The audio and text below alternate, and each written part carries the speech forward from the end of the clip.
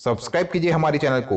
Subscribe करने के लिए लाल सब्सक्राइब बटन को दबाइए और उसे दबाने के बाद बेल आइकन के बटन को दबाइए ताकि आने वाले नए वीडियोज के अपडेट्स आपको रेगुलरली मिलती रहे। दोस्तों, कार्तिक मास में जो एकादशी शुक्ल पक्ष में आती है, सनातन धर्म में उस एकादशी का बहुत महत्व है। इस एकादशी को देव उठनी एकादशी, देवोत्थानी एकादशी या प्रबोधिनी एकादशी के नाम से जाना जाता है।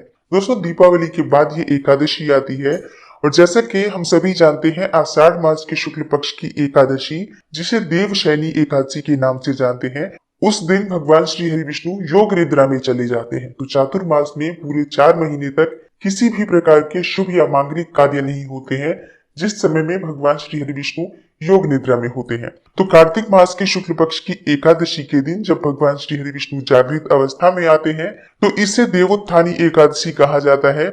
इस दिन भगवान श्री हरि विष्णु के जागने के बाद तुलसी का विवाह कराया जाता है शालिग्राम स्वरूप के साथ, और इसके साथ ही सभी प्रकार के मांगलिक कार्य शुरू हो जाते हैं, क्योंकि जिस समय में भगवान श्री हरि विष्णु क्षीर सागर में 4 माह तक शयन करते हैं, उस समय में किसी भी प्रकार के शुभ या मांगलिक कार्य सनातन धर्म में वर्जित माने गए हैं। तो न तो इस समय में कोई विवाह होते हैं, न मुंडन, जनेऊ इत्यादि कार्य होते हैं, यहाँ तक कि गृह प्रवेश भी इस दौरान नहीं किया जाता है।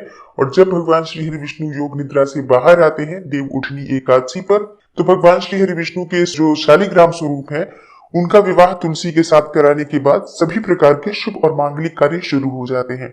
इसलिए सनातन धर्म में देव उठनी एकादशी बहुत महत्वपूर्ण मानी गई है।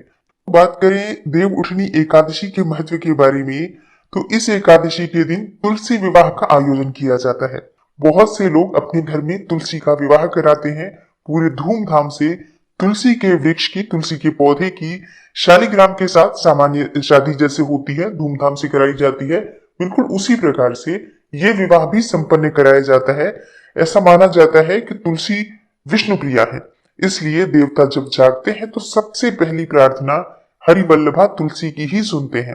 तुलसी विवाह का सीधा अर्थ ये होता है कि तुलसी के माध्यम से भगवान का आवाहन करना। शास्त्र में कहा गया है कि जिन दंपतियों के कोई कन्या नहीं होती है, वे अगर जीवन में एक बार भी तुलसी का विवाह संपन्न करा लेते हैं तो कन्यादान का पुण्य उन्हें प्राप्त होता है। इसलिए आज के दिन तुलसी विवाह का विशेष महत्व माना गया। अब बात करते हैं कि देव उठनी एकादशी साल 2021 में कब है, एकादशी की तिथि कब प्रारंभ हो रही है, कब समाप्त हो रही है, व्रत हमें कब करना है, पारण का शुभ मुहूर्त क्या है, और आज हमें क्या विशेष करना चाहिए जिससे कि इस व्रत का संपूर्ण फल हमें प्राप्त हो। एकादशी की तिथि प्रारंभ हो रही है 14 नवंबर को प्रातःकाल 5:48 पर, और तिथि समाप्त हो रही है प्रातःकाल 6:39 पर 15 नवंबर के दिन। तो व्रत हमें कब करना है? व्रत हमें करना है 14 नवंबर को, दिन रविवार होगा। पारण का शुभ समय क्या होगा देख लेते हैं। दोस्तों, पारण का समय इस बार दोपहर में 1:10 से लेकर 3:19 तक है। हरिवासर समाप्ति का समय दोपहर 1 बजे तक है। और जैसा कि हम सभी जानते हैं, एकादशी व्रत में जो पारण किया जाता है हरिवासर की समाप्ति के बाद ही किया जाता है। समाप्त हो रहा है 15 नवंबर को दोपहर 1 बजे। तो पारण किया जाएगा दोपहर में 1:10 से लेकर 3:19 के बीच में। ये शुभ मुहूर्त है, इसी शुभ मुहूर्त में हमें पारण करना चाहिए। दोस्तों, एकादशी के व्रत में भगवान श्री हरि विष्णु की पूजा की जाती है। माँ लक्ष्मी के साथ भगवान श्री हरि विष्णु की पूजा देव उठनी एकादशी पर करने से माँ लक्ष्मी का श्री हरि विष्णु सहित स्थिर वास हमारे घर में होता है। इसलिए जब आप एकादशी की पूजा करेंगे तो श्री हरि विष्णु और माँ लक्ष्मी की एक साथ पूजा करेंगे। और जैसा कि दीपावली पर हम पूजा करते हैं माँ लक्ष्मी की, तो गणेश जी के साथ पूजा करते हैं। तो जब भगवान श्री हरि विष्णु जागृत अवस्था में आते हैं तो श्री हरि विष्णु और लक्ष्मी की संयुक्त पूजा करनी चाहिए। और आज के दिन दोस्तों, माँ तुलसी का भी विशेष पूजन किया जाता है। तुलसी और शालिग्राम का विवाह संपन्न कराया जाता है। तो अगर आप विवाह संपन्न कराते हैं अपने घर में, अत्यंत ही श्रेष्ठ है।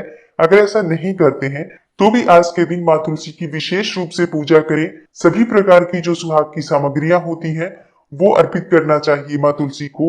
और आज के दिन दोस्तों, माँ तुलसी को सिंदूर अर्पित करना चाहिए। जैसे कि हम पूजा करते हैं प्रतिदिन, तो तुलसी में सिंदूर नहीं लगाया जाता है, पीला चंदन लगाया जाता है। लेकिन आज के दिन यानी कि देव उठनी एकादशी के दिन भगवान श्री हरि विष्णु के स्वरूप शालिग्राम के साथ तुलसी का विवाह संपन्न कराया जाता है।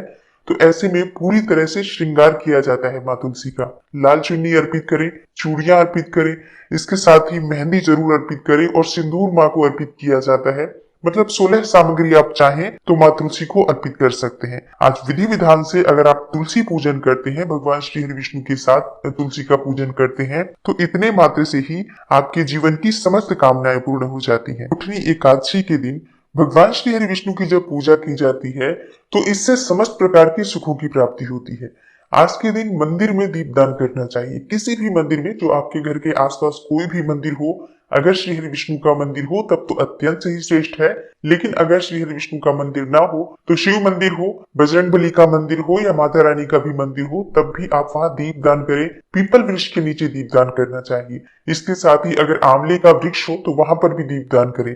आज के दिन दीपदान का विशेष महत्व होता है। बहुत से लोग आज घर के मुख्य द्वार पर दीपों से सजाते हैं ताकि भगवान श्री हरि विष्णु की कृपा हमें प्राप्त हो और भगवान श्री हरि विष्णु के साथ माँ लक्ष्मी का प्रवेश हमारे घर में। तो इसके लिए आज विशेष रूप से दीपदान करना चाहिए। घर की छत पर भी दीपदान कीजिए।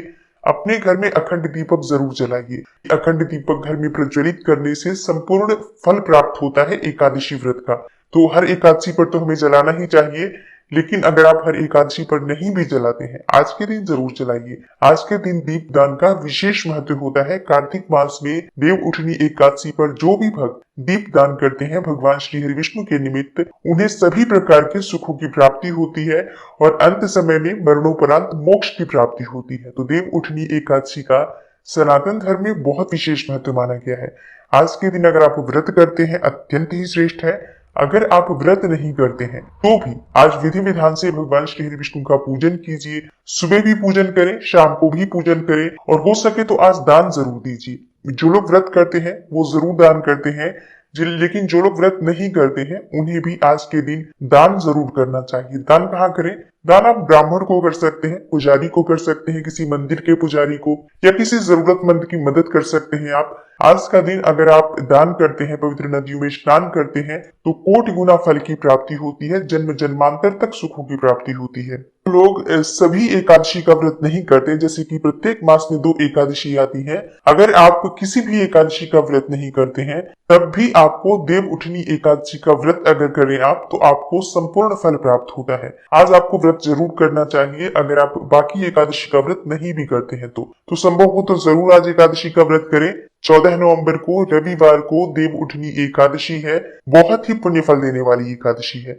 आज की वीडियो आपके लिए अवश्य उपयोगी सिद्ध होगी। अगर आपको आज की वीडियो अच्छी लगी हो तो लाइक जरूर कीजिए, शेयर भी जरूर कीजिए। अगर अभी तक आपने चैनल को सब्सक्राइब नहीं किया है तो चैनल को सब्सक्राइब भी कर लीजिए